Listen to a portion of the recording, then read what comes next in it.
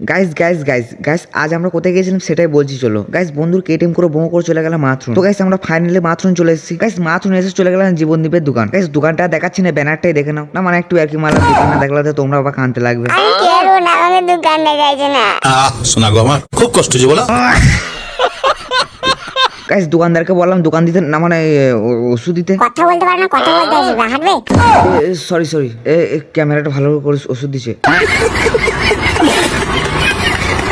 Guys ওষুধ কিনে কেটিএমটা start করে হেলেমেলার দোকান চলে গেলাম সাজুগুজু করতে। না মানে আমি সাজুগুজু করবো না, তোমরা যদি করতে যাও তো চলে এসো। গাইস এটাই লেখা আছে আবির ভাইরা, জানতাম আমার মতনই তোমরা মূর্খ। গাইস বন্ধু বলো অনেক দূর জার্নি করেছি, একটু খিদে লেগেছে, চো হালকা করে খেয়ে আসি। খিদে লেগেছে, চো চো। তারপর আবার কি কেটিএম গুলো নিয়ে চলে গেলাম চানা বতলা হালকা করে সন্ধ্যের নাস্তাটা কমপ্লিট করতে। গাইস ফাইনালি আমরা চানা বতলা চলে এসেছি।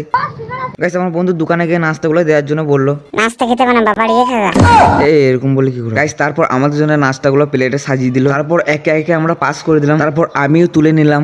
আস্তে আস্তে করে লাগবে। ঠিক আছে গাইস খেয়ে দিয়ে হাত ধুয়ে বেরিয়ে পড়লাম বাড়ি যাওয়ার উদ্দেশ্যে। আর তোমরা কি করছো, লাইক গুলো সাবস্ক্রাইব গুলো করো, তবে তো মজার মজার কন্টেন্ট পাবে। চলো আজকে ভিডিও এই পর্যন্ত, দেখা হচ্ছে নেক্সট ভিডিওতে। Bye bye.